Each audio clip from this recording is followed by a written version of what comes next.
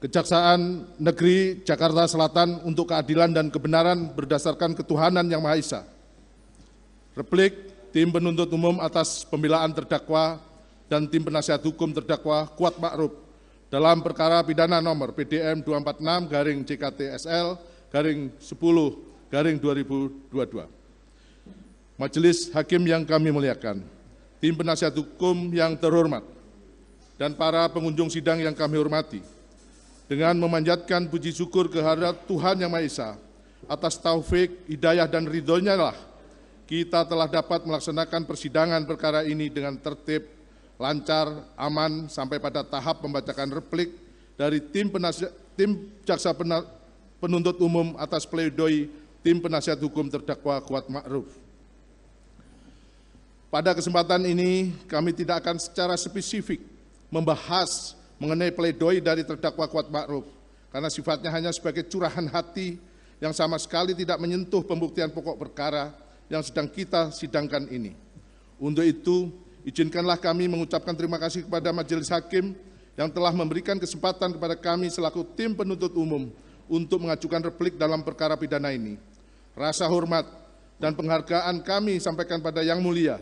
Majelis Hakim yang telah dengan tekun, cermat, sabar, serta arif memimpin jalannya persidangan perkara ini sejak digelarnya persidangan hingga saat ini di Pengadilan Negeri Jakarta Selatan. Ungkapan yang sama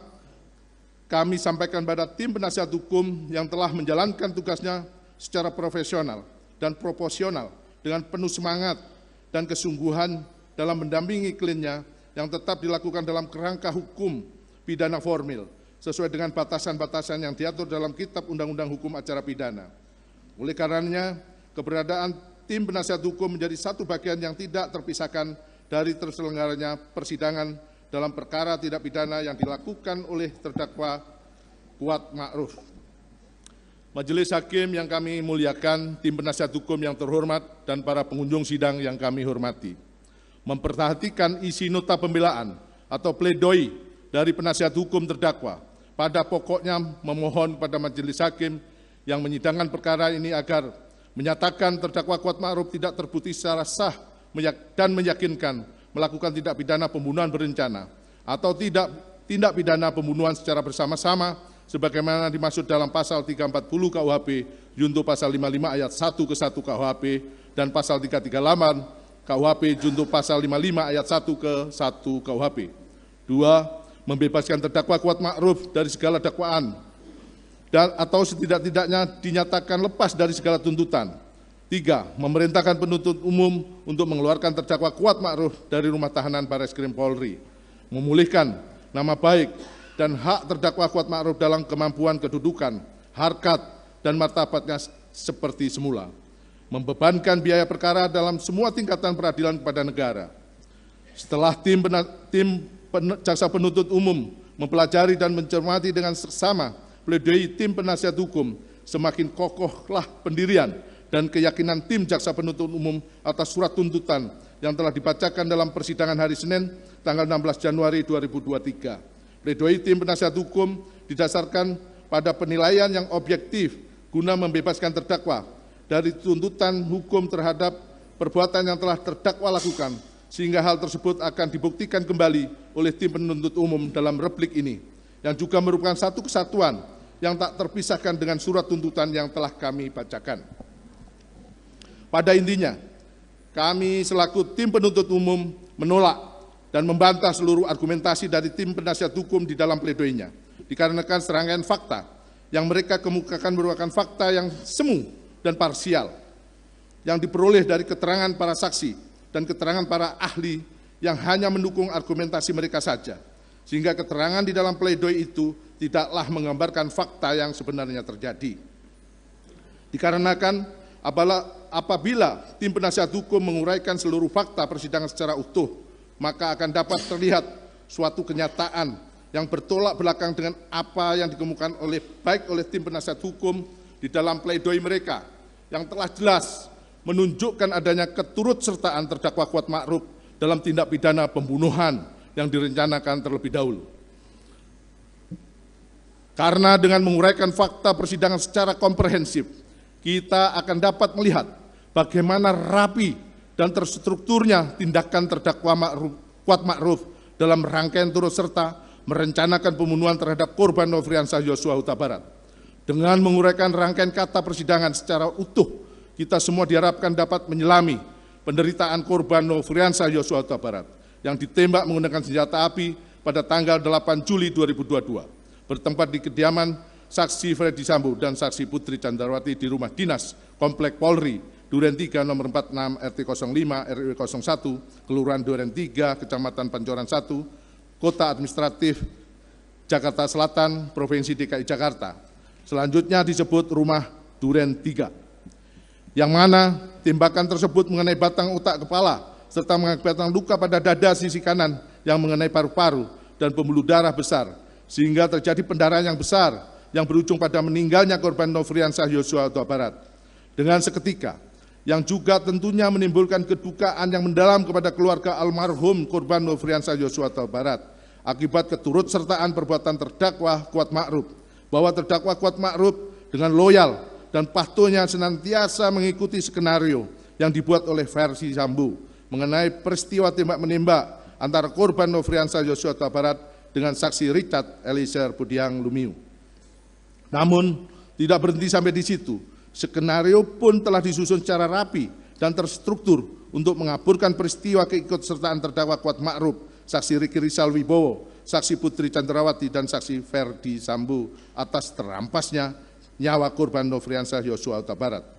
Sampai dengan bergulirnya proses persidangan ini yang telah kami ungkap dalam surat tuntutan dan replik ini. Majelis hakim yang kami muliakan, tim penasihat hukum yang terhormat, dan para pengunjung sidang yang kami hormati. Sekarang sampailah kami untuk membahas mengenai beberapa hal yang kami perlu tanggapi dan luruskan, di mana pada pokoknya tim penuntut umum menolak semua isi pledoi tim penasihat hukum kecuali yang telah sesuai dengan surat tuntutan dan atau diakui oleh kami dari tim penuntut umum. Namun dari seluruh materi pledoi penasihat hukum terdapat beberapa poin yang menurut kami selaku tim penuntut umum perlu ditanggapi dan diluruskan sebagai berikut. Analisa fakta dalam replik. Terdakwa tidak memiliki motif pribadi atas terjadinya pembunuhan terhadap korban, bahwa kami, tim jaksa penuntut umum, memang menyatakan terdakwa tidak memiliki motivasi pribadi terhadap terampasnya nyawa korban Nofriansah Yosua Huta Barat yang direncanakan terlebih dahulu dan hanya mengikuti kehendak jahat pelaku lain, sebagaimana termaktub dalam surat tuntutan kami halaman 452 poin yang hal yang meringankan karena diperoleh dari fakta persidangan bahwa terdakwa memiliki karakter yang loyal, tingkat kepatuhan yang tinggi, serta tidak mau menjadi pengkhianat sehingga terdakwa ikut serta dengan pelaku lain mengakibatkan terampasnya nyawa korban Nofriansah Yosua Huta Barat. Agar menyamakan persepsi mengenai sifat dan kebiasaan terdakwa yang diperoleh dari fakta persidangan, maka kami akan uraikan sebagai berikut. Keterangan Dr. Anda Reni Kusumowardani, MPSI Psikolog, selaku ahli psikologi forensik. Ahli mengatakan bahwa tingkat kecerdasan terdakwa adalah di bawah rata-rata. Pada orang seusianya, terdakwa lebih lambat memahami informasi, memahami potensi, memahami keadaan sekitarnya melalui nilai-nilai moral yang diyakini dan kebiasaan yang ia alami. Ahli mengatakan bahwa informasi diberikan oleh orang yang terdekat sehari-hari dengan terdakwa belum tentu paham, namun mengandalkan pola kebiasaan dan value nilai moral yang dimiliki. Kepatuhan otoritasnya adalah tinggi, namun tidak mudah disugesti. Dan tidak terdapat kepura-puraan, sehingga kami tim penuntut umum melihat bahwa memang terdakwa Kuat Ma'ruf yang kecerdasan di bawah rata-rata, namun karena sudah bekerja pada saksi Ferdi Sambo dan saksi Putri Candrawati sejak tahun 2008 mengakibatkan terbentuknya pola kebiasaan pada diri terdakwa Kuat Ma'ruf melayani keluarga saksi Ferdi Sambo yang berimplikasi pada tingkat kepatuhan yang tinggi. Keterangan saksi Putri Candrawati bahwa saksi Putri Candrawati mengatakan terdakwa Kuat Ma'ruf maupun saksi Riki Rizal Wibowo sangat loyal kepada keluarga saksi karena sudah bekerja pada keluarga saksi sejak tahun 2008, serta selalu mengikuti keluarga saksi. Bahkan ketika terdakwa di-off-kan untuk istirahat pada tahun 2021 akibat terpapar COVID-19. Namun pada tahun 2022 sebelum Lebaran, terdakwa Kuat Ma'ruf dipanggil kembali untuk bekerja pada keluarga saksi Ferdi Sambo. Sehingga fakta ini menunjukkan bahwa hubungan keluarga saksi Ferdi Sambo dan terdakwa Kuat Ma'ruf begitu terjalin dengan eratnya, yang mengakibatkan terdakwa Kuat Ma'ruf selalu menuruti kehendak dan kemauan keluarga Ferdi Sambo selama ini. Keterangan terdakwa Kuat Ma'ruf bahwa terdakwa Kuat Ma'ruf mengatakan dirinya sangat loyal kepada keluarga saksi Ferdi Sambo. Bahkan terdakwa Kuat Ma'ruf merupakan orang yang terakhir mengaku atas skenario peristiwa tembak-menembak antara korban Nofriansah Yosua Huta Barat dan saksi Richard Eliezer Budiang Lumiu pada tanggal 8 Juli 2022 di rumah Duren 3, karena terdakwa Kuat Ma'ruf yang saking loyalnya pada keluarga saksi Ferdi Sambo yang sudah bekerja sejak tahun 2008 kepada keluarga saksi Ferdi Sambo dan tidak mau menjadi pengkhianat, tetap mempertahankan skenario bohong tersebut dibandingkan dengan para terdakwa yang lain pada saat itu, meskipun sudah melalui sejumlah proses pemeriksaan yang panjang dan melelahkan. Dilanjutkan oleh izin yang mulia. Terdakwa Kuat Ma'ruf tidak mengetahui adanya pengamanan senjata milik korban Nofriansah Yosua Huta Barat yang dilakukan oleh saksi Ricky Rizal. Tanggapan penuntut umum. Sebelum kami menanggapi poin ini, maka izinkanlah kami tim penuntut umum menyampaikan dalil tim penasihat hukum yang menyatakan fakta hukum dalam surat tuntutan pada poin 3 dan poin 4 yang menyatakan terdakwa mengetahui adanya pengamanan senjata milik korban Nofriansah Yosua Huta Barat oleh Ricky Rizal Wibowo di Magelang adalah sama sekali tidak benar, serta mengatakan asumsi tim penuntut umum dalam surat tuntutannya halaman 401 sampai dengan 403 yang menyimpulkan bahwa terdakwa Kuat Ma'ruf mengetahui pengamanan senjata yang dilakukan oleh saksi Ricky Rizal Wibowo adalah tidak berdasar dan terkesan memutarbalikkan fakta yang sebenarnya karena tidak berdasarkan fakta persidangan dan alat buktinya. Vide pledoi halaman 20 adalah ilusi semata sebab poin 3 dan poin 4 pada fakta hukum dalam surat tuntutan kami tidak pernah menyebutkan adanya pengetahuan dari terdakwa Kuat Ma'ruf atas pengamanan senjata milik korban Nofriansah Yosua Huta Barat oleh saksi Ricky Rizal Wibowo di Magelang. Poin 3 hanya menjelaskan tindakan saksi Putri Chandrawati yang menelpon meminta saksi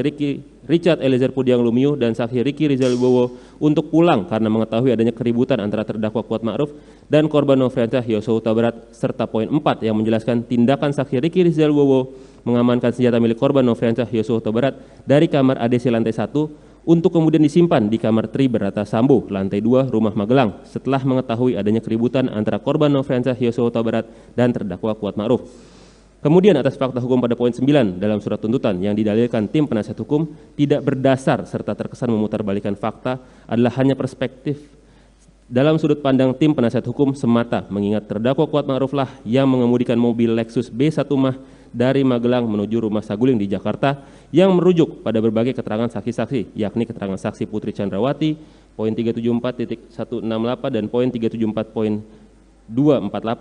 yang mengatakan bahwa posisi tiap orang dalam mobil Lexus B1 Mah di mana terdakwa Kuat Ma'ruf sebagai driver, saksi Richard Eliezer Budiang Lumiu di sebelahnya, sedangkan saksi Putri Chandrawati dan saksi Susi berada di belakang driver. Keterangan saksi Susi, poin 33 yang menyatakan bahwa terdakwa Kuat Ma'ruf diminta oleh saksi Putri Chandrawati mengemudikan mobil menuju Jakarta. Keterangan terdakwa Kuat Ma'ruf poin 1.231 yang mana terdakwa Kuat Ma'ruf membenarkan bahwa dirinya diajak oleh saksi Putri Chandrawati mengantarkan ke Jakarta. Berdasarkan keterangan para saksi tersebut dilihat adanya kesesuaian bahwa terdakwa Kuat Ma'ruf ikut ke Jakarta mengantarkan saksi Putri Chandrawati dari Magelang dan kemudian dihubungkan dengan keterangan saksi Richard Eliezer Budiang Lumiu mengenai posisi senjata Steyr AUK berada di bawah kaki kursi depan dan senjata HS 23301 milik korban Nofriansah Yosua Huta Barat dalam dashboard mobil Lexus B1 Mah, sehingga menjadi tidak mungkin terdakwa Kuat Ma'ruf yang membawa mobil dari Magelang hingga rest area tol Cipali yang sudah memakan waktu beberapa jam perjalanan tidak melihat adanya senjata Steyr AUK yang berada di bawah kursi kaki bagian depan mobil. Mengingat dimensi senjata Steyr AUK adalah cukup panjang dan pasti terlihat dalam mobil karena merupakan senjata laras panjang, sehingga dapat dinilai bahwa terdakwa Kuat Ma'ruf mengetahui adanya pengamanan senjata yang dilakukan oleh saksi Ricky Rizal Wibowo dalam mobil Lexus B1 Mah di Magelang, sekaligus membantah dalil tim penasihat hukum yang mengatakan fakta hukum nomor 9 dalam surat tuntutan adalah tidak berdasar dan terkesan memutarbalikkan fakta yang sebenarnya. Poin selanjutnya, terdakwa Kuatma'ruf tidak pernah berkomunikasi dengan saksi Ferdi Sambo selama berada di Magelang dan dalam perjalanan dari Magelang menuju Jakarta hingga rumah saguling. Tanggapan tim penuntut umum. Tim penuntut umum dalam surat tuntutannya baik dalam fakta hukum, analisa fakta maupun analisa yuridis sama sekali tidak pernah mendalilkan maupun membahas adanya komunikasi antara terdakwa Kuatma'ruf dengan saksi Ferdi Sambo selama berada di Magelang dan dalam perjalanan dari Magelang menuju Jakarta secara langsung. Namun tim penuntut umum akan menunjukkan adanya komunikasi saksi Putri Chandrawati dengan terdakwa Kuatma'ruf sebagai hasil konsensus saksi Ferdi Sambo dengan saksi Putri Chandrawati. Keberangkatan dari Magelang ke Jakarta tersebut haruslah dimulai dari adanya pembicaraan saksi Putri Chandrawati dengan saksi Ferdi Sambo pada dini hari tanggal 8 Juli 2022 yang mana saksi Ferdi Sambo merupakan individu yang membutuhkan dukungan orang lain dan merasa nyaman jika ada orang sekitar yang melindunginya sebagaimana keterangan ahli Dr. Reni Kusumawardani. Poin 19, sehingga saksi Ferdi Sambo dan saksi Putri Chandrawati bersepakat bahwa saksi Putri Chandrawati akan kembali ke Jakarta pada tanggal 8 Juli 2022 untuk mendukung adanya perampasan nyawa korban Nofriansah Yosua Huta Barat. Sehingga saksi Putri Chandrawati juga mengajak saksi Ricky Rizal Wibowo dan terdakwa Kuatma'ruf yang notabene-nya bertugas mengurus anak saksi Ferdi Sambo dan saksi Putri Chandrawati di Magelang. Sehingga saksi Putri Chandrawati juga mengajak saksi Ricky Rizal Wibowo dan terdakwa Kuatma'ruf ikut ke Jakarta. Meskipun kami tidak menafikan bahwa saksi Ricky Rizal Wibowo yang meminta terdakwa Kuatma'ruf ikut ke Jakarta, namun sesungguhnya kehendak dari saksi Putri Chandrawati yang menginginkan ikutnya terdakwa Kuatma'ruf ke Jakarta dapat terlihat dari berbagai potongan fakta dalam persidangan yang kemudian dirangkai menjadi satu kesatuan, di mana dalam hal ini terdakwa Kuatma'ruf diminta oleh saksi Putri Chandrawati untuk membawa mobil Lexus LMB 1 Mah yang dirujuk dari keterangan terdakwa Kuatma'ruf poin 81 dan 1.94, di mana saksi Putri Chandrawati mengatakan ayo Wat. Kemudian terdakwa Kuatma'ruf menjadi pengemudi mobil di mana saksi Putri Chandrawati yang lebih dulu masuk ke dalam mobil kemudian diikuti dengan terdakwa Kuatma'ruf yang dirujuk dari keterangan terdakwa Kuatma'ruf sendiri.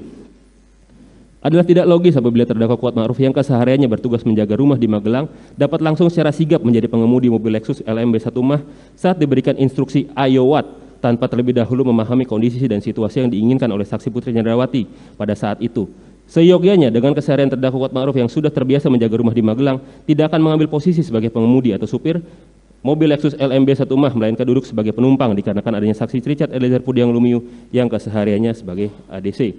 Berdasarkan fakta hukum yang kami peroleh menunjukkan secara terang adanya hasil konsensus saksi Putri Chandrawati dan saksi Ferdi Sambo melalui saksi Putri Chandrawati atau dengan kata lain adanya komunikasi secara tidak langsung antara saksi Ferdi Sambo dengan terdakwa Kuatma'ruf sehingga terdakwa Kuatma'ruf ikut ke Jakarta mengantarkan saksi Putri Chandrawati. 5. Terdakwa Kuatma'ruf tidak pernah bertemu saksi Ferdi Sambo di lantai 3 rumah saguling guna mempersiapkan merampas nyawa korban Nofriansah Yosua Huta Barat. Tanggapan penuntut umum. Bahwa pledoi tim penasihat hukum yang menyatakan fakta hukum nomor 21 surat tuntutan bahwa terdakwa Kuatma'ruf bertemu dengan saksi Ferdi Sambo di lantai 3 rumah saguling untuk merampas nyawa korban Nofriansah Yosua Huta Barat merupakan kesimpulan berupa asumsi yang menyesatkan karena tidak didasarkan pada fakta persidangan dan alat bukti lainnya. Sesungguhnya sudah terbantahkan dalam seluruh rujukan yang diperoleh dari keterangan saksi maupun keterangan ahli yang dalam mengkonstruksikan fakta hukum nomor 21 surat tuntutan, sehingga menurut kami bahwa tim penasihat hukum lah yang sesat dalam memahami fakta hukum yang kami susun berdasarkan sumber rujukan yang justru menimbulkan kesesatan bernalar dan berpikir oleh tim penasihat hukum yang mendalilkan tidak berdasarnya kesimpulan tim penuntut umum. Namun untuk menyatukan atau tidak-tidaknya berupaya menyatukan persepsi mengenai pertemuan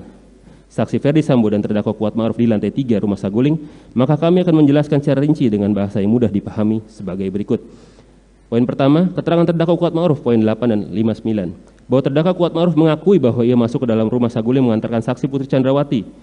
menggunakan lift di mana terdakwa Kuatma'ruf naik ke lantai 3 sebanyak 2 kali, di mana durasi naik turunnya terdakwa Kuatma'ruf adalah kurang lebih 3 menit. Keterangan saksi Putri Chandrawati poin 2,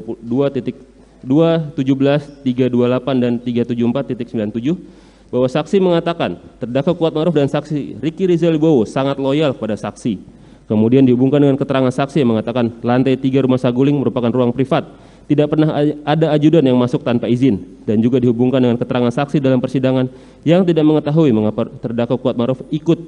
dengan saksi naik ke lantai 3 rumah saguling padahal saksi tidak ada memerintahkannya untuk ikut.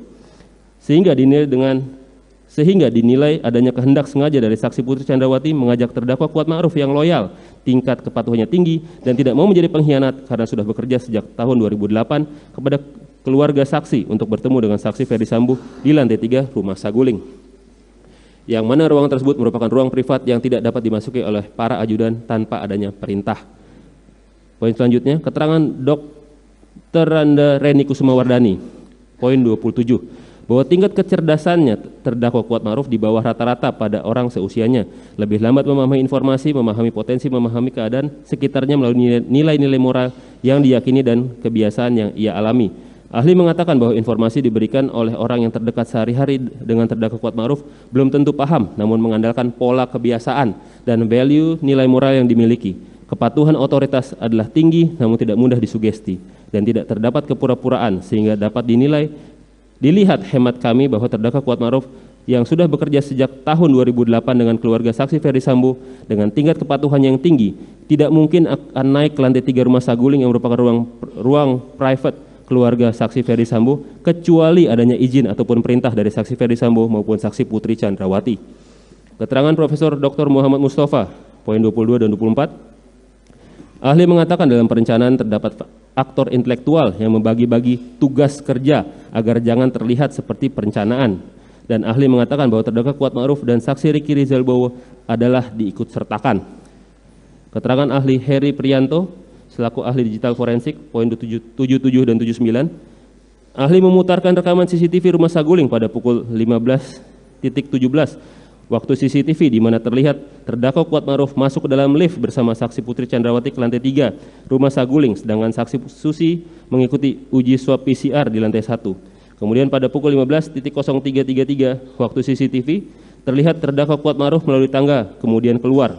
Sehingga terhitung durasi terdakwa Kuatma'ruf hingga kembali ke lantai 1 adalah kurang lebih 3 menit 16 detik, yang mana pada umumnya waktu yang dibutuhkan lift untuk naik ke lantai 1 hingga ke lantai 3 hanya menghabiskan beberapa detik saja, dan waktu menuruni tangga dari lantai 3 hingga ke lantai 1 tidak sampai membutuhkan waktu 1 menit dalam keadaan berjalan yang normal. Sehingga terdakwa Kuatma'ruf masih memiliki sisa waktu yang cukup di lantai 3 rumah saguling untuk bertemu dan berkomunikasi dengan saksi Ferdi Sambo yang sekaligus membantah 2 poin pledoi tim penasihat hukum yang mengatakan tidak bertemu terdakwa Kuatma'ruf dan saksi Ferdi Sambo di lantai 3 rumah saguling. Vide pledoi halaman 22 dan dalil tim penasihat hukum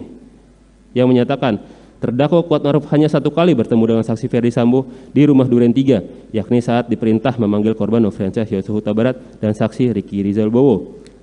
Keterangan riset Eliezer Pudiang Lumiu, poin 380.71, bahwa benar saksi Ferdi Sambo pada tanggal 8 Juli 2022 di lantai 3 rumah saguling sempat berbicara dengan saksi bahwa dia sudah menanyakan peristiwa di Magelang ke saksi Riki Rizal Bowo dan terdakwa Kuatma'ruf, sehingga berdasarkan keterangan saksi Richard Eliezer Pudiang Lumiu tersebut menunjukkan bahwa sudah ada komunikasi antara Ferdi Sambo dengan terdakwa Kuatma'ruf sebelum adanya peristiwa penembakan. Majelis Hakim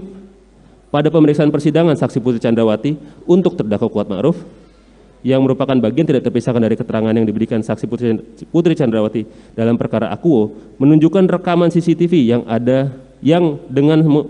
mode slow motion yang mana saksi Putri Chandrawati terlihat memanggil terdakwa Kuatma'ruf yang diwujudkan melalui gerakan tangan untuk masuk ke dalam rumah saguling, yang mana kemudian terdakwa Kuatma'ruf dan saksi Putri Chandrawati masuk ke dalam lift dan naik ke lantai 3. Gambar terlampir, yang mulia. Dilanjutkan.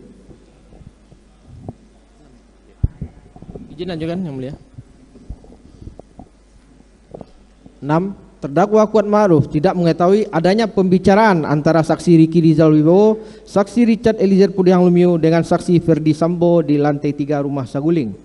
Tanggapan. Tim penuntut umum dalam surat tuntutannya baik dalam fakta hukum, analisa fakta maupun analisa yuridis sama sekali tidak pernah membahas adanya pengetahuan terdakwa Kuatma'ruf mengenai pembicaraan antara saksi Riki Rizal Wibowo, saksi Richard Eliezer Pudiang Lumiu dengan saksi Ferdi Sambo di lantai 3 rumah saguling, sehingga dalil dari tim penasihat hukum dalam pledoinya halaman 23 adalah perlu dikesampingkan.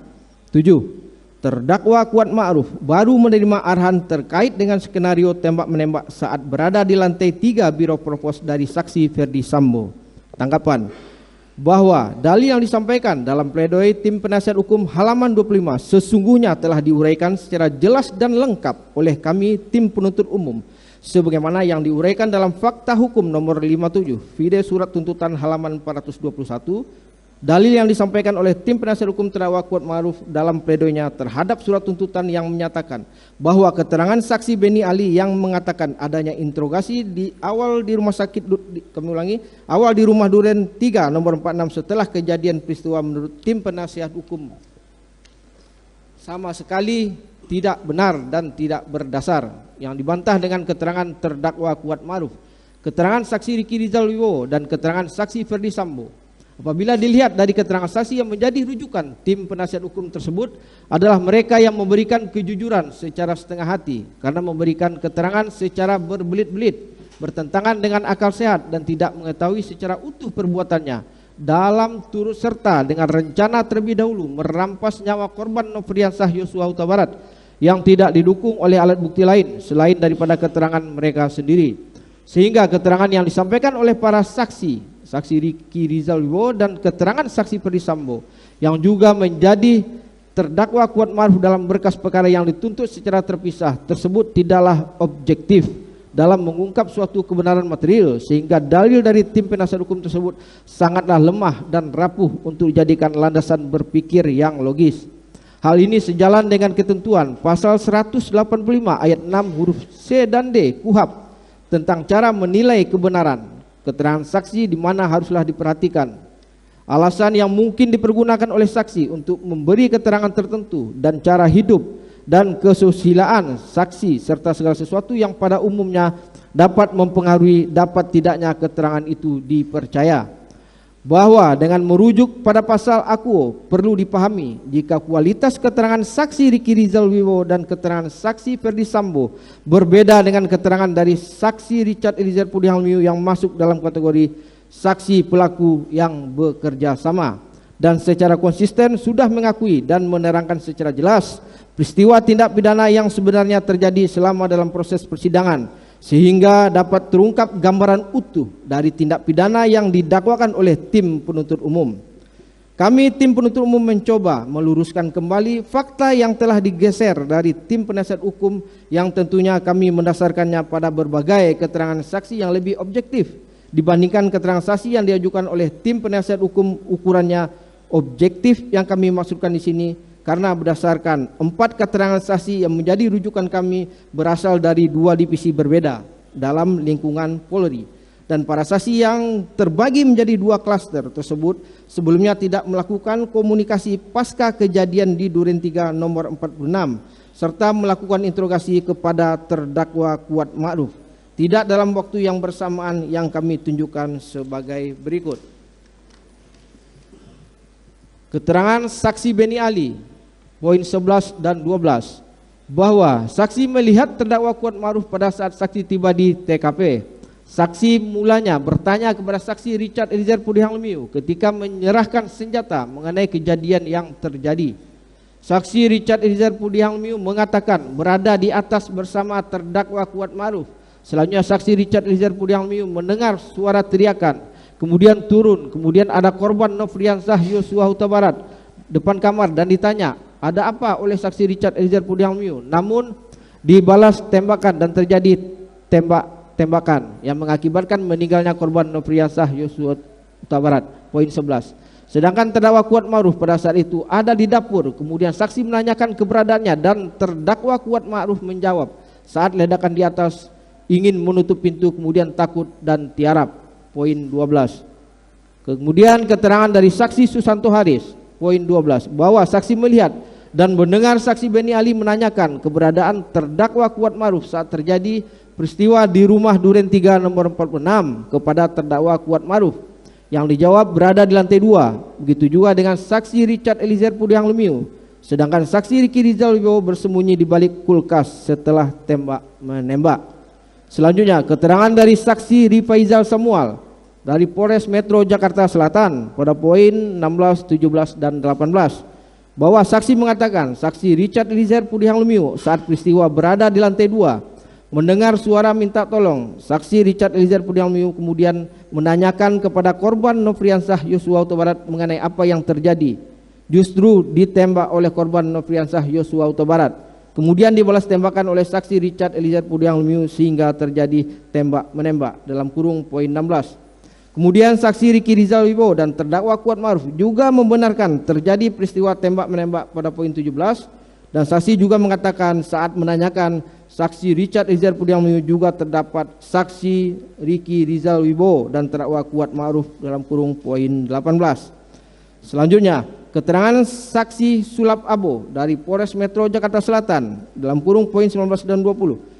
bahwa saksi mengatakan pada saat di rumah Duren 3 nomor 46 dilakukan interview berupa tanya jawab kepada terdakwa Kuat Ma'ruf,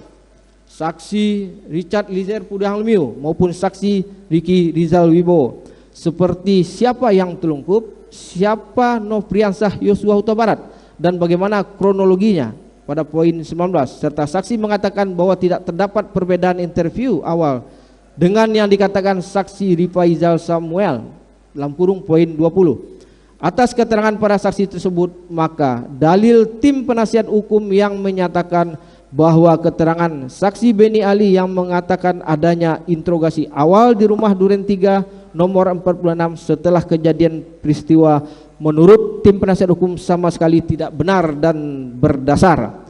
justru merupakan sebuah kekeliruan yang dengan mudahnya dipatahkan sesuai fakta hukum yang termuat dalam surat tuntutan yang dilengkapi dengan rujukan komprehensif. 8. Terdakwa Kuat Ma'ruf berangkat dari Magelang ke rumah Saguling dan berangkat dari rumah Saguling ke rumah Duren 3 nomor 46 atas permintaan dari saksi Riki Rizal Wibowo. Tanggapan: kami dari tim penuntut umum menanggapi dalil tim penasihat hukum dalam pledoinya halaman 26 yang menanggapi fakta hukum surat tuntutan yang menyatakan terdakwa Kuat Ma'ruf pergi dari Magelang ke Jakarta dan kemudian melanjutkan perjalanan dari Saguling ke rumah Duren 3 atas permintaan saksi Riki Rizal Wibowo, di mana kami akan memulai dari fakta hukum surat tuntutan nomor 12 yang diklaim oleh tim penasihat hukum hanya merupakan asumsi penuntut umum tidak didasarkan pada fakta-fakta yang terungkap dalam persidangan, adalah dalil yang parsial. Tiap alur peristiwa yang terungkap dalam persidangan haruslah dilihat secara holistik dengan tetap memperhatikan tiap alur rangkaian peristiwa secara runtut, cermat, jelas, dan lengkap. Terdakwa Kuat Ma'ruf yang berangkat dari Magelang ke rumah Saguling atas permintaan saksi Riki Rizal Wibowo hanya disandarkan pada keterangan tunggal saksi Riki Rizal Wibowo semata yang tidak didukung oleh alat bukti lain, sehingga tidak menghasilkan adanya rangkaian peristiwa secara utuh dan lengkap. Keberangkatan ke Jakarta tersebut haruslah dimulai dari adanya pembicaraan saksi Putri Chandrawati dengan saksi Ferdi Sambo pada dini hari tanggal 8 Juli 2022, yang mana saksi Ferdi Sambo merupakan individu yang membutuhkan dukungan orang lain dan merasa nyaman jika ada orang di sekitar yang melindunginya, sebagaimana keterangan ahli dari Dr. Randa Reni Kusumowardani. Poin 19, sehingga saksi Ferdi Sambo dan saksi Putri Chandrawati bersepakat bahwa saksi Putri Chandrawati akan kembali ke Jakarta pada pagi hari tanggal 8 Juli 2022, sehingga untuk mendukung adanya perampasan nyawa korban Nofriansah Yosua Huta Barat, saksi Putri Chandrawati juga mengajak saksi Riki Rizal Wibowo dan terdakwa Kuat Ma'ruf ikut ke Jakarta, padahal notabene-nya bertugas mengurus anak saksi Ferdi Sambo dan saksi Putri Chandrawati di Magelang. Meskipun kami tidak menafikan bahwa saksi Riki Rizal Wibowo yang meminta terdakwa Kuat Ma'ruf ikut ke Jakarta, namun sesungguhnya kehendak dari saksi Putri Chandrawati yang menginginkan ikutnya terdakwa Kuat Ma'ruf ke Jakarta dapat terlihat dari berbagai potongan fakta dalam persidangan yang kemudian dirangkai menjadi satu kesatuan, di mana dalam hal ini terdakwa Kuat Ma'ruf diminta oleh saksi Putri Chandrawati masuk membawa mobil Lexus LMB 1 MAH yang dirujuk dari keterangan terdakwa Kuat Ma'ruf pada poin 81 dan 1194, di mana saksi Putri Chandrawati mengatakan, "Ayo Wat." Kemudian terdakwa Kuat Ma'ruf masuk dan mengemudikan mobil, di mana saksi Putri Chandrawati yang lebih dahulu masuk ke dalam mobil kemudian diikuti dengan terdakwa Kuat Ma'ruf yang dirujuk dari keterangan terdakwa Kuat Ma'ruf poin 1.111. Berdasarkan fakta tersebut, sangatlah tidak logis bahwa terdakwa Kuat Ma'ruf yang notabene-nya bertugas menjaga rumah Magelang secara tiba-tiba atau mendadak diajak oleh saksi Putri Chandrawati ke Jakarta dan langsung dengan sigap masuk ke dalam mobil Lexus B1 MAH serta berposisi sebagai pengemudi mobil atau supir Lexus B1 MH tanpa sebelumnya diberitahukan terlebih dahulu oleh saksi Putri Chandrawati. Mengingat posisi supir merupakan posisi yang esensial pada sebuah perjalanan jarak jauh dari Magelang ke Jakarta, waktu tempuh lebih kurang selama 6 sampai 8 jam dengan menggunakan kendaraan darat, yaitu mobil. Jika memang terdakwa Kuat Ma'ruf secara spontan diajak oleh saksi Putri Chandrawati, maka sudah selayaknya terdakwa Kuat Ma'ruf memposisikan diri sebagai orang yang menemani atau menjaga saksi Putri Chandrawati yang sifatnya komplementer atau saling melengkapi, sehingga posisi duduk terdakwa Kuat Ma'ruf selayaknya adalah di kursi penumpang sebelah kiri atau tempat saksi Richard Eliezer Pudiang Lumiu, dan bukan secara sigap langsung menempatkan diri pada posisi sebagai supir. Dari uraian ini dapat dinilai bahwa terdakwa Kuat Ma'ruf sesungguhnya sudah mengetahui jika dirinya akan ikut ke Jakarta sebelum diberitahu oleh saksi Ricky Rizal Wibowo. Kemudian mengenai ikutnya terdakwa Kuat Ma'ruf dari rumah Saguling ke rumah Duren 3 pada tanggal 8 Juli 2022 sesungguhnya sudah diketahui oleh terdakwa Kuat Ma'ruf yang sudah mengetahui akan adanya peristiwa perampasan nyawa korban Nofriansah Yosua Huta Barat, sehingga terdakwa Kuat Ma'ruf yang sudah memahami perannya ikut bersama rombongan saksi Putri Chandrawati pergi ke rumah Duren 3 yang ditunjukkan oleh beberapa keterangan saksi sebagai berikut. Pertama, keterangan dari saksi Dirianto alias Kodir pada poin 30 bahwa saksi menyampaikan rumah Resik kepada terdakwa Kuat Ma'ruf tidak lama kurang lebih 5 menit sesaat setelah rombongan Magelang turun dari mobil yang oleh tim penuntut umum adalah janggal, di mana saksi Dirianto alias Kodir yang merupakan ART rumah Duren 3 nomor 46 justru melaporkannya kepada terdakwa Kuat Ma'ruf yang merupakan ART di rumah Magelang. Selanjutnya keterangan dari saksi Richard Eliezer Pudiang Lumiu pada poin 380.71. Saksi mengatakan bahwa saksi Ferdi Sambo sempat berbicara kepada saksi bahwa saksi Ferdi Sambo sudah menanyakan peristiwa di Magelang ke Ricky Rizal Wibowo dan terdakwa Kuat Ma'ruf, sehingga menjadi terang dan kuat fakta menunjukkan adanya pengetahuan dari terdakwa Kuat Ma'ruf akan rencana dirampasnya nyawa korban Nofriansah Yosua Huta Barat, sehingga terdakwa Kuat Ma'ruf yang sudah mengetahui kehendak dari saksi Ferdi Sambo ikut ke rumah Duren 3 dengan dalih mengantarkan saksi Putri Chandrawati untuk mengaburkan peristiwa, melainkan untuk mendukung pelaksanaan eksekusi korban Nofriansah Yosua Huta Barat. Lanjutkan Yang Mulia. Dilanjutkan Yang Mulia. Atas fakta rangkaian peristiwa dari Magelang menuju rumah Saguling maupun dari rumah Saguling ke rumah Duren 3 yang tim penuntut umum susun, maka secara nyata dapat terlihat puzzle-puzzle yang hilang dari fakta persidangan. Dapat dinilai dan dirangkai bahwa terdakwa Kuat Ma'ruf datang ke rumah Saguling dari Magelang adalah kehendak saksi Putri Chandrawati dan ikut ke rumah Duren 3 yang merupakan hasil konsensus dengan saksi Ferdi Sambo, di mana terdakwa Kuat Ma'ruf mengikuti kehendak saksi Ferdi Sambo guna turut serta melakukan perampasan nyawa korban Nofriansah Yosua Huta Barat, sehingga dalil tim penasehat hukum tersebutlah yang tidak berdasar karena tidak mampu melihat rangkaian peristiwa secara keseluruhan melainkan hanya secara parsial semata. 9. Alasan terdakwa Kuat Ma'ruf membawa pisau dapur semata-mata hanya untuk melindungi diri dan bukan untuk mempersiapkan pelaksanaan pembunuhan di rumah Duren 3 nomor 49. Tanggapan terhadap pledoi tim penasehat hukum yang mengatakan bahwa terdakwa Kuat Ma'ruf membawa pisau dari Magelang hingga Jakarta merupakan bagian dari perencanaan adalah dalil yang keliru dan tidak berdasar, justru merupakan dalil yang menyesatkan dan membahayakan. Keterangan saksi Azan Romer, keterangan saksi Ridwan R. Somplanit, dan keterangan saksi Ricky Rizal Wibowo yang dirujuk dalam pledoi tim penasehat hukum halaman 28 satu pun tidak menguatkan atau membantah adanya perbuatan terdakwa Kuat Ma'ruf yang membawa pisau dari Magelang ke Jakarta sebagai bagian dari perencanaan untuk mendukung perampasan nyawa korban Nofriansah Yosua Huta Barat. Pada poin ini kami tim penuntut umum tidak akan menggunakan berbagai rujukan maupun teori-teori untuk membantah dalil tim penasehat hukum. Namun tim penuntut umum mengajak kita semua melihat adanya peristiwa notorious atau peristiwa yang tidak perlu dibuktikan karena sudah diketahui umum sebagaimana diatur dalam pasal 184 ayat 2 KUHP yang kami kupas secara tuntas dalam kedua poin sebagai berikut. bahwa pada tanggal 7 Juli 2022 di Rumah Magelang terdapat 3 anggota Polri yang tinggal bersama saksi Putri Chandrawati, yakni saksi Ricky Rizal, saksi Richard Eliezer, dan korban Nofriansah Yosua, yang semuanya mempunyai senjata yang melekat padanya yang dapat digunakan dalam pembelaan diri sesuai SOP penggunaan senjata api sebagaimana mestinya, sehingga tindakan terdakwa Kuat Ma'ruf membawa pisau dari Magelang ke Jakarta sebagai upaya membela diri dari serangan korban Nofriansah Yosua Huta Barat apabila terjadi perlawanan menjadi terpatahkan karena terdakwa Kuat Ma'ruf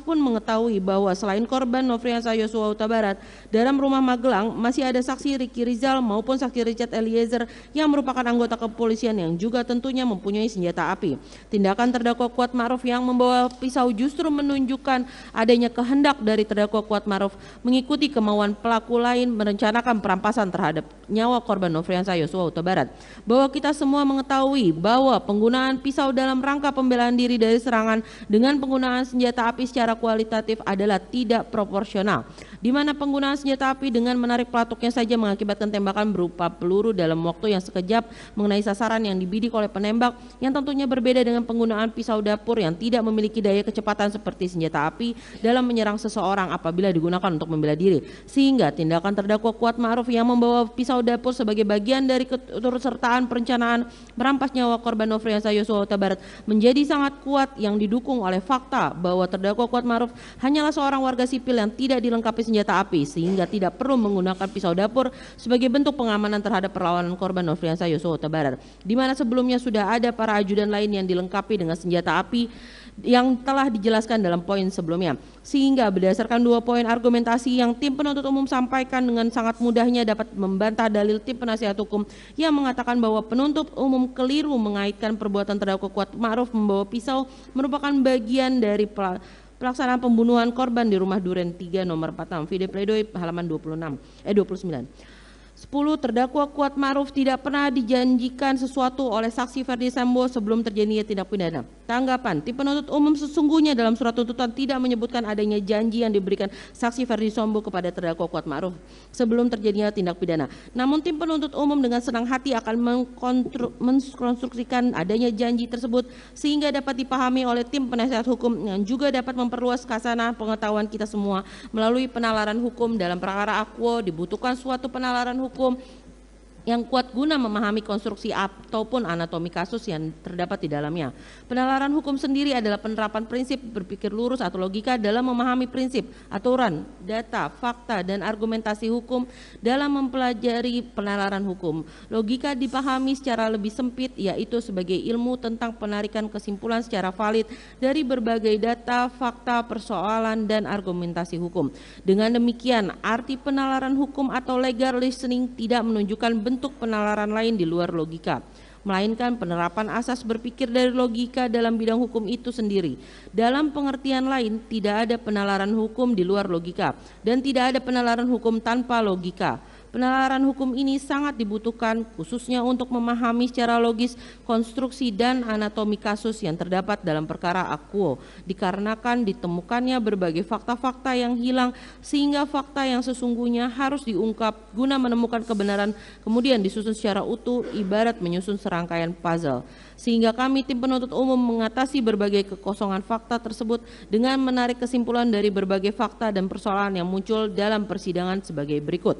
Keterangan Profesor Dr. Muhammad Mustafa MA selaku ahli kriminologi Universitas Indonesia pada poin 10, di mana ahli mengatakan bahwa pada pembunuhan berencana pelaku biasanya akan meninggalkan jejak setelah peristiwa terjadi. Ia menyadari kesalahan dan berusaha menghilangkannya. Yang oleh kami tim penuntut umum dalam perkara akuo, tindakan menghilangkan jejak tersebut disimpulkan dengan adanya pemberian alat komunikasi berupa handphone berjenis iPhone 13 Pro Max oleh saksi Ferdi Sambo kepada terdakwa Kuat Ma'ruf.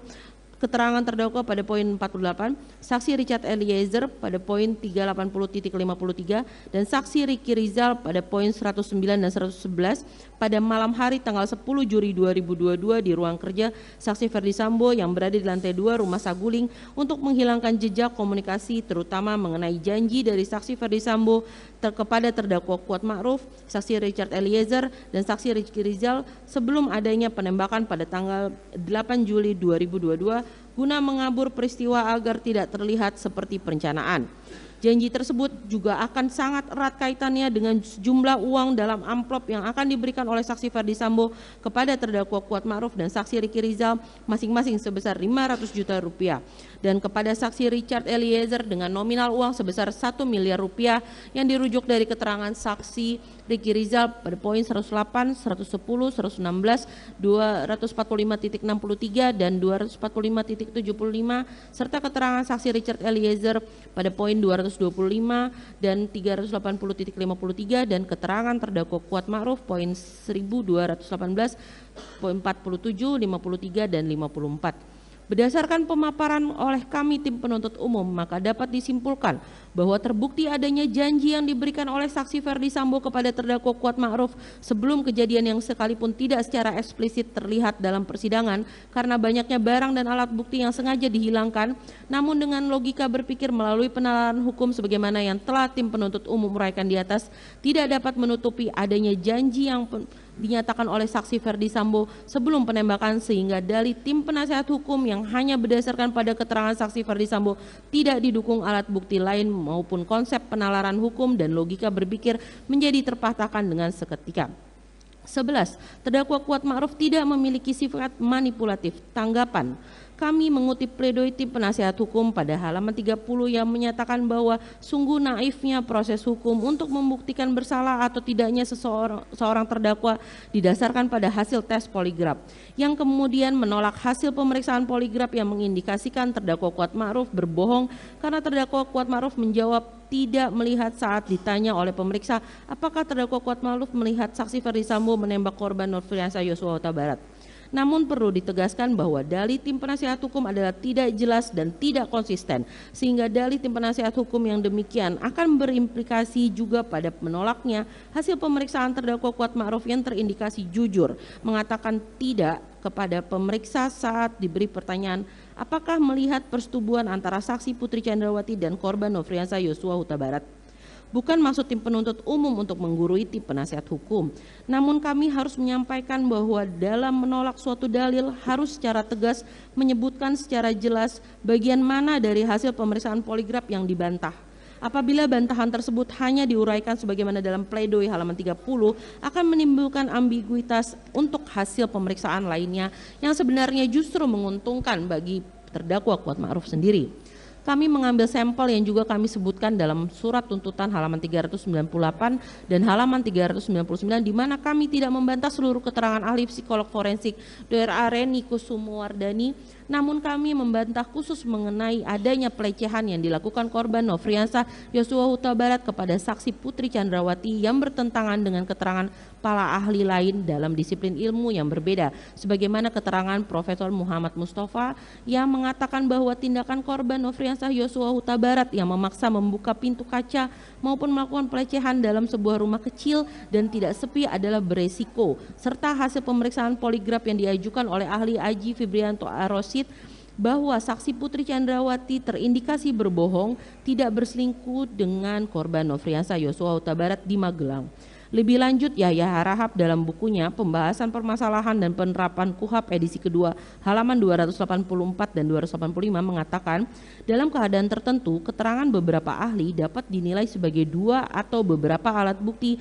yang dapat memenuhi prinsip minimum pembuktian yang ditentukan pasal 183 KUHAP. Alasan yang memperkuat adalah apabila keterangan para ahli tersebut diberikan dalam bidang keilmuan berbeda dan apa yang diterangkan oleh para ahli tersebut bukan mengenai suatu hal atau keadaan yang sama tetapi mengenai dua hal atau keadaan berbeda antara yang satu dengan yang lain namun saling bersesuaian. Selain berdasarkan pada konsep di atas, kami membantah keterangan ahli DRA Reni Kusumuwardani selaku ahli psikolog forensik karena tidak dapat dibenarkan secara hukum menggunakan metode yang sama untuk memeriksa korban kekerasan seksual dengan orang yang bukan merupakan korban kekerasan seksual.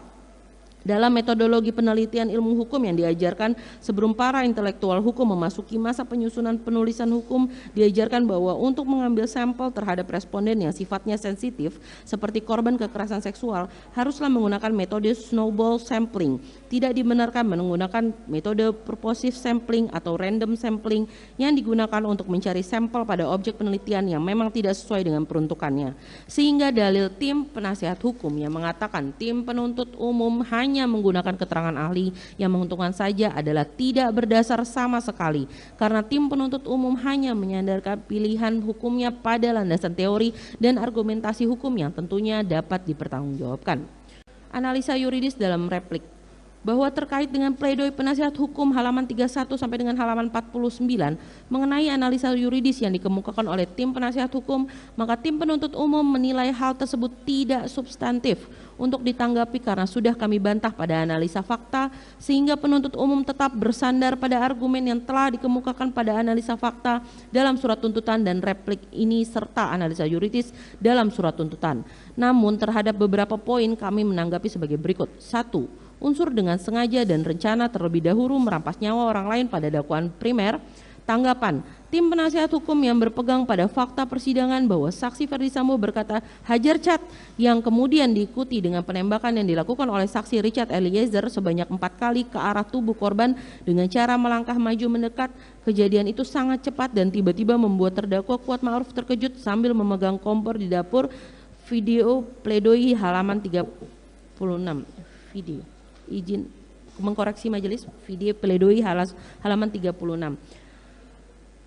Dan dalih penuntut umum pada halaman 38 yang mengatakan bahwa tidak ada satupun saksi yang menerangkan di persidangan bahwa terdakwa Kuat Ma'ruf yang melakukan penembakan terhadap korban Nofriansah Yosua Huta Barat menggunakan senjata api laras pendek atau pistol merek Glock 17, yang dimana tim penasihat hukum menarik kesimpulan bahwa terdakwa Kuat Ma'ruf tidak memenuhi unsur dengan sengaja dan direncanakan terlebih dahulu. Hemat kami, tim penuntut umum menilai konstruksi hukum yang dibangun oleh tim penasihat hukum terdakwa Kuat Ma'ruf parsial dan semu sehingga tidak dapat ditemukan fakta secara utuh guna setidak-tidaknya mendekati kebenaran material. Pertama, mengenai teriakan saksi Ferdi Sambo yang mengatakan hajar cat harus dimaknai secara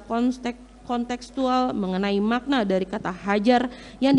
dimaksud kepada saksi Richard Eliezer, yang dikatakan dengan fakta dalam persidangan bahwa tiap ajudan memiliki senjata yang melekat pada dirinya, dan saksi Richard Eliezer yang tidak membawa senjata apapun selain senjata Glock 17 yang ada padanya. Makna kata hajar dapat kita tinjau dari konsep presisi, yakni penggunaan bahasa sehari-hari. Dalam hal ini merujuk pada Kamus Besar Bahasa Indonesia adalah memukuli dan sebagaimana supaya jera ataupun memukuli sebagai hukuman, sehingga berdasarkan makna dari kata hajar dengan perbuatan Richard Eliezer yang melakukan penembakan hingga 3-4 kali kepada korban adalah tidak logis, sebab tim penasihat hukum mencoba menyambungkan dua peristiwa yang hakikatnya adalah berbeda, sehingga keterangan saksi Ferdi Sambo yang mengatakan hajar cat tidak dapat diterima untuk merangkai adanya suatu peristiwa pidana. Namun demikian, apabila kita mengikuti alur pikiran dari tim penasihat hukum terkait dengan frasa hajar cat yang menurut mereka bukanlah perintah untuk menembak korban Nofriansah Yosua Huta Barat, maka argumentasi itu pun menjadi cacat logika dikarenakan pemaknaan kata hajar cat tersebut juga harus dimaknai dari serangkaian peristiwa yang terjadi baik sebelum maupun setelah peristiwa penembakan yang mengakibatkan meninggalnya korban Nofriansah Yosua Huta Barat, yang bermula dari saksi Ricky Rizal yang dipanggil oleh saksi Ferdi Sambo ke lantai 3 Rumah Saguling pada tanggal 8 Juli 2020 untuk membackup saksi Ferdi Sambo maupun menembak korban Nofriansah Yosua Huta Barat apabila melawan. Yang dijawab oleh saksi Ricky Rizal tidak kuat mentalnya, sehingga saksi Ferdi Sambo memerintahkan saksi Ricky Rizal memanggil saksi Richard Eliezer ke lantai 3 Rumah Saguling. Kemudian berdasarkan kesaksian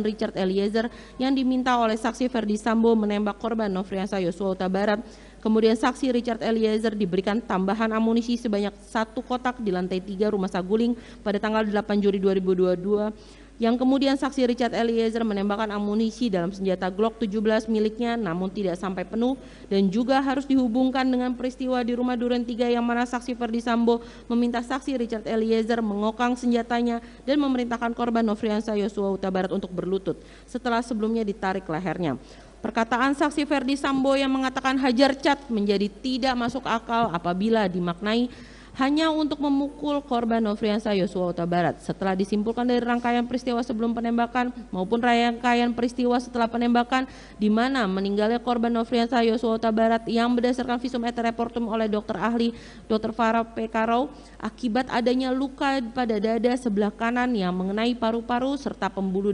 darah besar dan luka yang mengenai batang otak sehingga korban Nofriansah Yosua Huta Barat meninggal seketika. Sehingga berdasarkan rangkaian peristiwa tersebut maka menjadi logis dan masuk akal bahwa perintah hajar cat tersebut adalah perintah yang diberikan saksi Ferdi Sambo pada saksi Richard Eliezer untuk menembak korban Nofriansah Yosua Huta Barat sampai meninggal dunia. Kemudian mengenai dalil pledoi tim penasihat hukum bahwa tidak ada saksi yang melihat terdakwa Kuatmaruf ikut menembak korban Nofriansah Yosua Huta Barat adalah dalil yang memang tidak kami singgung dalam surat tuntutan. Karena kami mengkonstruksikan terdakwa Kuatmaruf sebagai orang yang turut serta dengan rencana terlebih dahulu merampas nyawa orang lain dan bukan sebagai pelaku material yang secara langsung mengakibatkan matinya korban Nofriansah Yosua Huta Barat yang telah kami uraikan dalam analisa yuridis surat tuntutan pada pemenuhan unsur turut serta pada halaman 350, sehingga wajarlah tim penasihat hukum keliru dalam berpendapat demikian yang diakibatkan adanya perbedaan konstruksi hukum yang dibangun oleh tim penasihat hukum dengan kami tim penuntut umum. 2. Unsur sengaja merampas nyawa orang lain pada dakwaan subsidiar. Tanggapan atas dalil tim penasihat hukum yang mengatakan bahwa saksi Richard Eliezer yang menembak korban Nofriansah Yosua Huta Barat dengan senjata api laras pendek pistol merek Glock 17 berkesesuaian dengan 2 hasil visum et repertum serta ahli balistik yang mengatakan bahwa berdasarkan hasil autopsi hanya dapat ditemukan jejak senjata api jenis Glock 17 merupakan konstruksi hukum yang tidak utuh di mana tim penasihat hukum tidak merujuk fakta persidangan mengenai jumlah luka tembak masuk dan luka tembak keluar pada tubuh korban Nofriansah Yosua Huta Barat yang dihubungkan dengan jumlah peluru yang ada dalam magazin senjata saksi Richard Eliezer sebelum dan setelah kejadian. Keterangan ahli Dr. Farah Pekaro mengatakan telah menemukan 7 buah luka tembak masuk dan 6 buah luka tembak keluar pada jenazah korban Nofriansah Yosua Huta Barat yang kemudian jika dihubungkan dengan keterangan saksi Rifaizal Samuel, keterangan saksi Ridwan R. Somplaid, dan keterangan saksi Susanto Haris yang mengatakan terdapat sisa 12 peluru pada magazin milik saksi Richard Eliezer di mana sebelumnya senjata tersebut yang berkapasitas maksimal 17 peluru berdasarkan keterangan saksi Cuk Putranto dan keterangan saksi Richard Eliezer, namun saksi Richard Eliezer yang memperoleh tambahan 1 kotak berisi amunisi dari saksi Ferdi Sambo biasanya tidak mengisi senjatanya sampai penuh, sehingga dapat dilihat bahwa ada selisih jumlah peluru yang digunakan saksi Richard Eliezer dengan yang ditembakkan oleh saksi Richard Eliezer kepada korban Nofriansah Yosua Huta Barat adalah sekitar 4 peluru. Hal ini tidaklah sesuai dengan jumlah luka tembak masuk dan luka tembak keluar pada tubuh korban Nofriansah Yosua Huta Barat yang disampaikan para ahli, sehingga berdasar persesuaian di atas dapat dilihat bahwa adanya peluru dari pelaku selain saksi Richard Eliezer yang menembak korban Nofriansah Yosua Huta Barat. Kami juga mendasari pada keterangan ahli poligraf yang memeriksa terdakwa Kuatmaruf dengan memberikan pertanyaan apakah terdakwa Kuatmaruf melihat saksi Ferdi Sambo menembak korban Nofriansah Yosua Huta Barat dan dijawab tidak oleh terdakwa Kuatmaruf, yang mana hasil pemeriksaan tersebut menunjukkan bahwa terdakwa Kuatmaruf terindikasi berbohong sehingga mengindikasikan bahwa saksi Ferdi Sambo lah yang menembakkan sisa peluru ke dalam tubuh korban Nofriansah Yosua Huta Barat.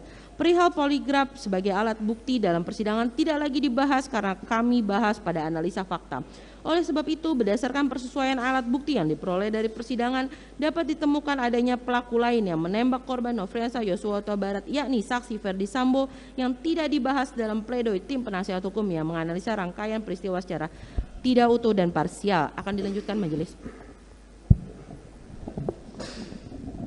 Izin melanjutkan majelis. Kesimpulan. Berdasarkan keseluruhan uraian tersebut di atas, kami tim penuntut umum dalam perkara ini berpendapat bahwa pledoi tim penasihat hukum haruslah dikesampingkan. Selain itu, uraian-uraian pledoi tersebut tidaklah memiliki dasar yuridis yang kuat yang dapat digunakan untuk menggugurkan surat tuntutan tim penuntut umum. Berdasarkan hal-hal tersebut di atas, penuntut umum memohon kepada majelis hakim yang memeriksa dan mengadili perkara ini untuk 1. Menolak seluruh pledoi dari tim penasihat hukum terdakwa Kuatmaruf. 2. Menjatuhkan putusan sebagaimana diktum tuntutan penuntut umum yang telah dibacakan pada hari Senin tanggal 16 Januari 2023. Demikian defrik tim penuntut umum atas pledoi tim penasihat hukum terdakwa Kuatmaruf yang telah kami bacakan dalam persidangan hari ini, Jumat tanggal 27 Januari 2023. Selanjutnya, kami menyerahkan sepenuhnya kepada Majelis Hakim yang mulia untuk memutuskan perkara ini dengan seadil-adilnya. Sekian, terima kasih.